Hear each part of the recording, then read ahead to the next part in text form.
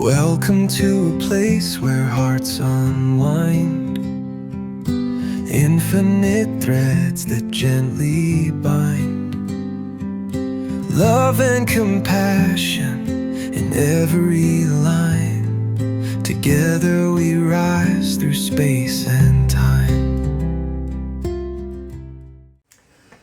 Welcome back to Infinite Threads. I'm your host, Bob.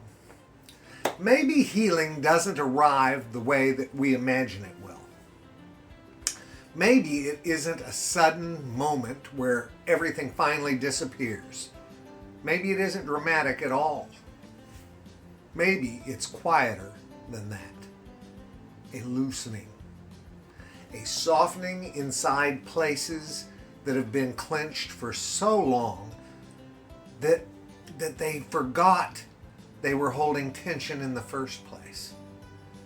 Because after everything we've talked about this week, the truth is some pain may always leave a mark. Some memories remain tender. Some losses never fully make sense. And some people will never become who we needed them to be. That part is hard. Oh, it's really hard. Not because it's hopeless, but because acceptance asks us to stop waiting for a different past. And for a while that can feel like grief all over again. But somewhere inside that grief, another possibility quietly awaits. Not the possibility of erasing what happened. Can't do that. The possibility of no longer carrying it in the same way. Because there's a difference between remembering pain and living inside of it.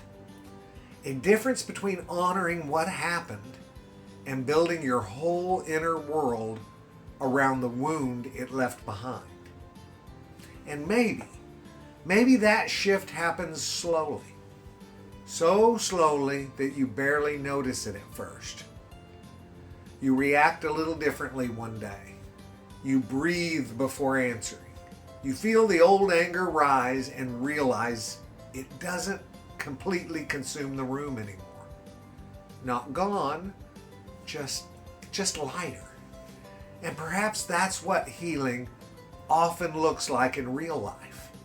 Not the absence of scars, more space around them. Enough space for something else to exist beside the hurt. A quiet morning, a genuine laugh, a moment of peace that arrives without asking permission. The little things. Small returns to yourself. Because pain has a way of convincing us it will always speak the loudest until one day it just doesn't. Not because it was defeated, but because life slowly began speaking too. Connection, rest, meaning, love. Not perfect love, just real love. The kind that sits beside wounded places without demanding that they disappear first. And maybe that's important to remember. You do not have to become untouched in order to become free. You don't have to erase your history to reclaim your future. And you don't have to force forgiveness before your heart is ready. Sometimes all that changes is the grip, the constant tightening, the endless revisiting, the need to keep reopening the wound just to prove it existed. And when that loosens, even slightly, something inside you finally gets room to breathe. Not because the past changed, but because you did. Quietly, gradually, one small release at a time.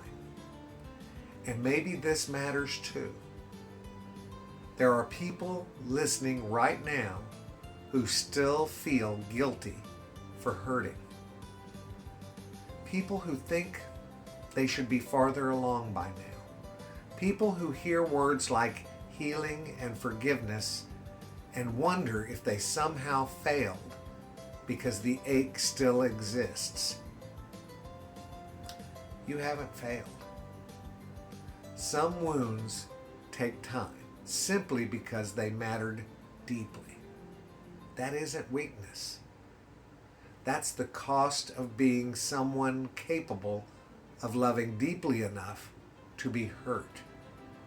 And if there's anything this week has really been about, well, maybe it's this.